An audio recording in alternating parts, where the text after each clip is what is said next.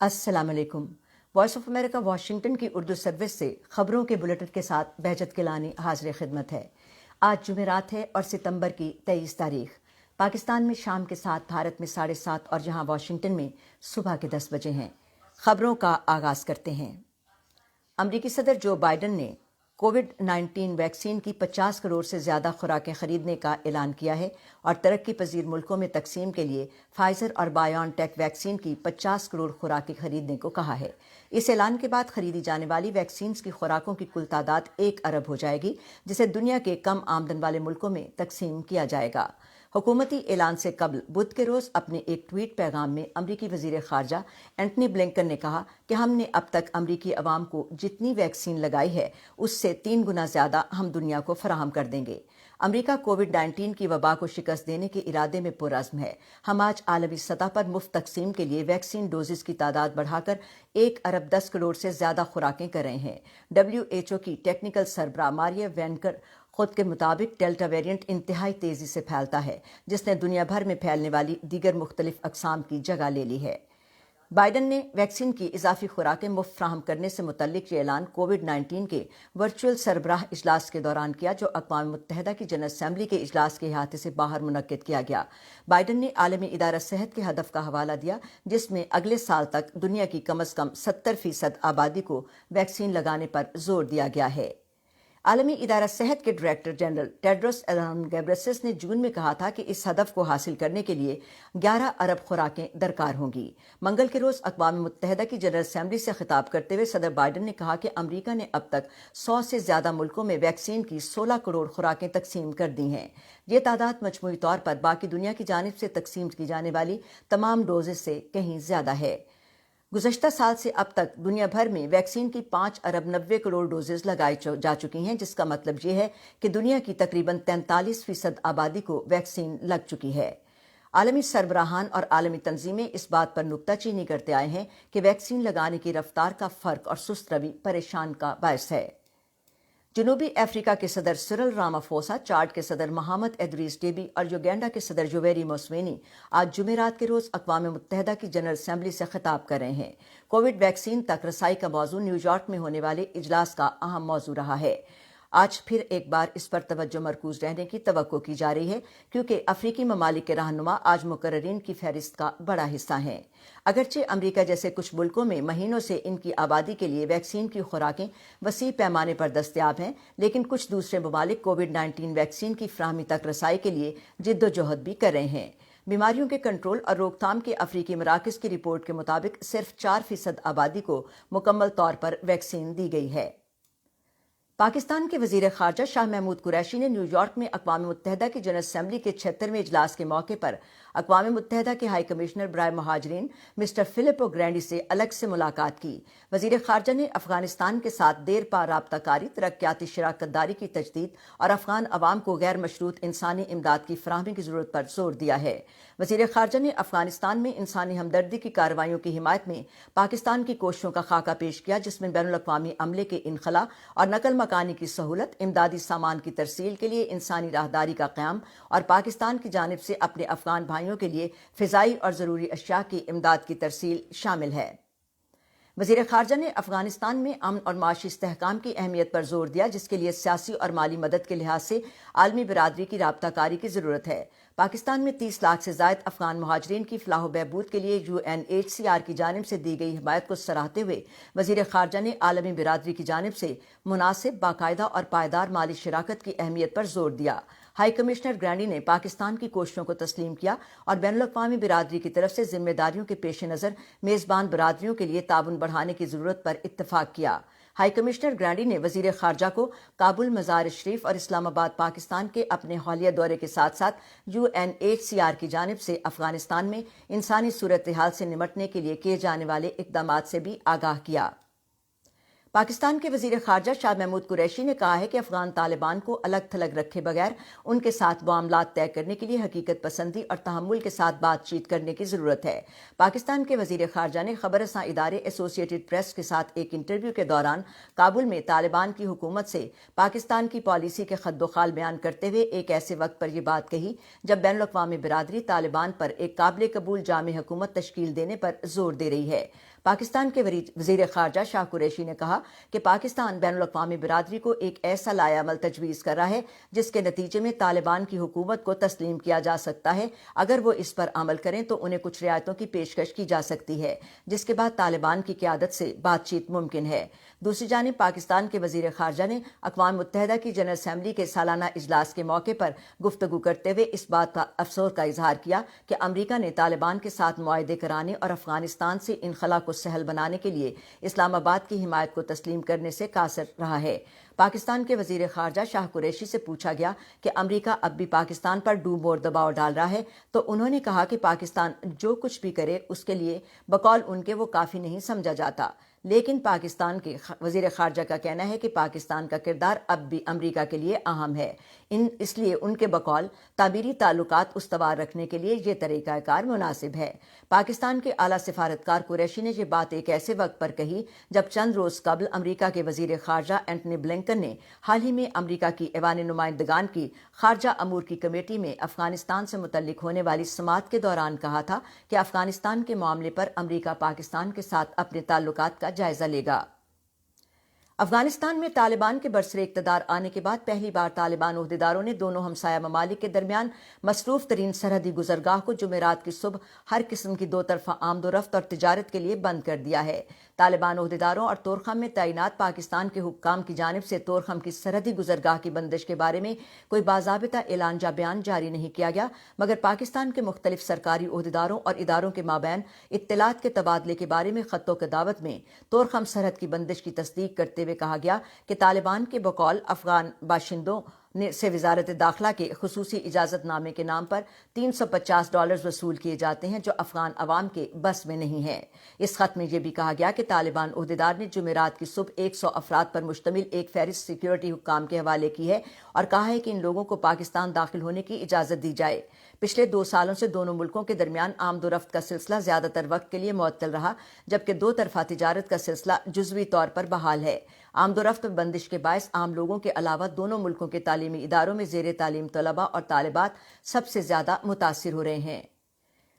افغانستان میں طالبان کی حکومت کے نائب وزیر اعظم ملا عبدالسلام حنفی کا کہنا ہے کہ ملا عبدالغنی برادر کی قیادت میں ایک کمیشن شہروں میں سیکیورٹی کو بہتر بنانے کے لیے تشکیل کر دیا گیا ہے۔ انہوں نے کہا کہ کمیشن طالبان جنگجوؤں کو کابل میں نجی گھروں سے دوسرے مقامات پر منتقل کرنے کے لیے کام کرے گا۔ وہ جمعرات کے روز کابل میں صنعت و تجارت کے قائم مقام وزیر نورالدین عزیزی کے ساتھ گفتگو کر رہے تھے۔ ملا عبدالسلام حنفی نے کہا کہ سرکاری ملازم جلد ہی اپنی تنخواہیں وصول کر لیں گے۔ صوبہ پنجشیر سے تعلق رکھنے والے نورالدین عزیزی کو طالبان رہنما ملا ہبت اللہ خند نے صنعت و تجارت کا قائم مقام وزیر مقرر کیا ہے۔ وزارت صنعت و تجارت میں سینکڑوں تاجروں نے جمعرات کے روز ہونے والی اس تقریب میں شرکت کی۔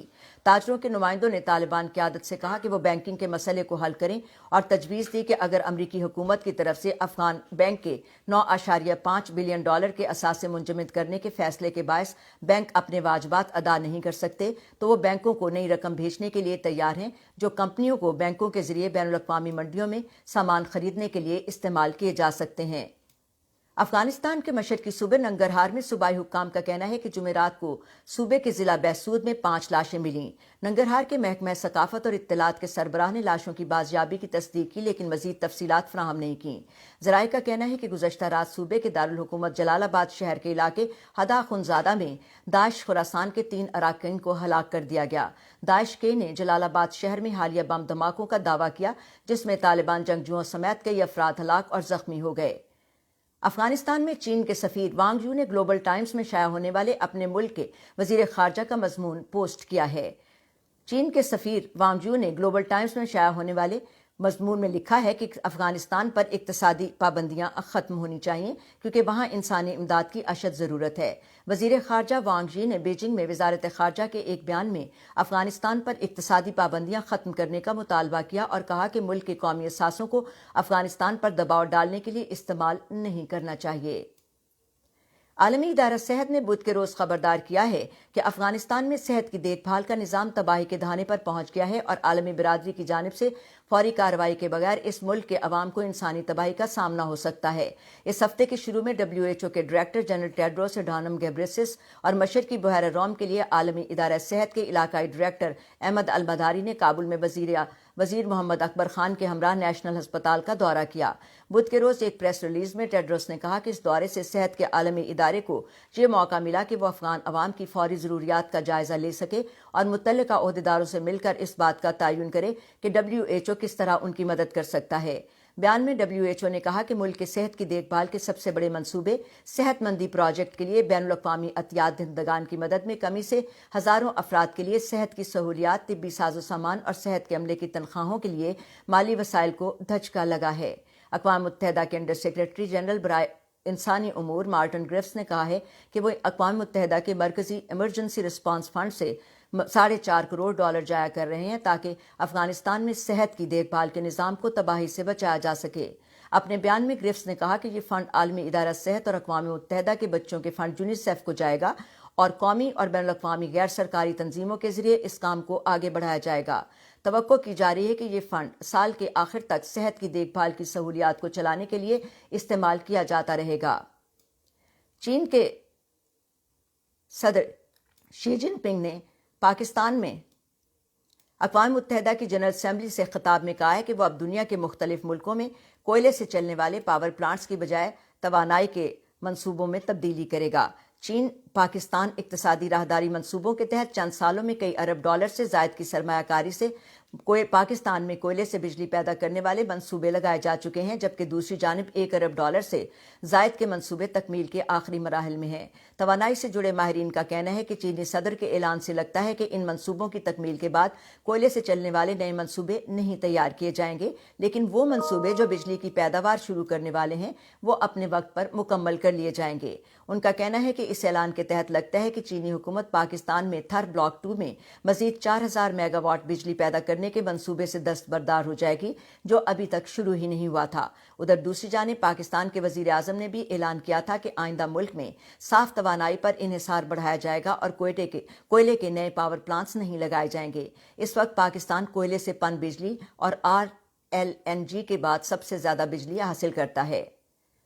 امریکی صدر جو بائیڈن اور فرانسیسی صدر ایمانوئل میخوان نے بدھ کے روز ٹیلی فون پر گفتگو کی۔ دونوں سربراہان نے اس بات پر اتفاق کیا کہ وہ آئندہ ماہ یورپ میں ملاقات کریں گے تاکہ بحری آبدوزوں کے معاہدے پر تناؤ میں کمی لایا جا سکے۔ ٹیلی فون پر رابطے کے بعد وائٹ ہاؤس نے ایک بیان میں اس بات پر افسوس کا اظہار کیا کہ اس سمجھوتے کو درست تناظر میں نہیں دیکھا گیا۔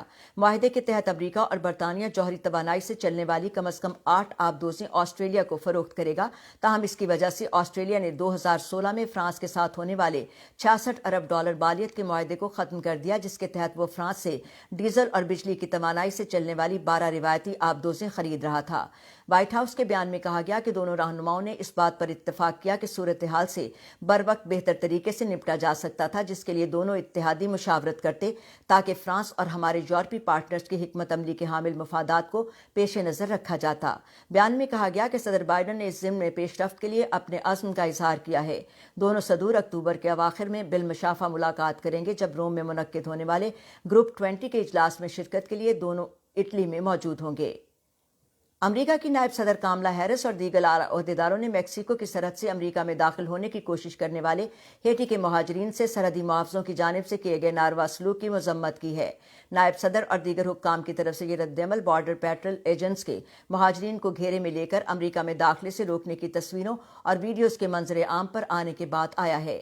کاملا ہیرس نے بتایا کہ وہ اس سلسلے میں ہوم لینڈ سیکیورٹی کے چیف سے بھی بات کریں گی۔ امریکہ اور یورپی یونین کی قیادت میں عدلیہ دہندگان نے بدھ کے روز یمن کے لیے مزید $600 ملین امداد کا وعدہ کیا، لیکن اقوام متحدہ نے کہا کہ مالی وسائل کی کمی کا مطلب ہے کہ لاکھوں لوگ بھوکے رہ سکتے ہیں۔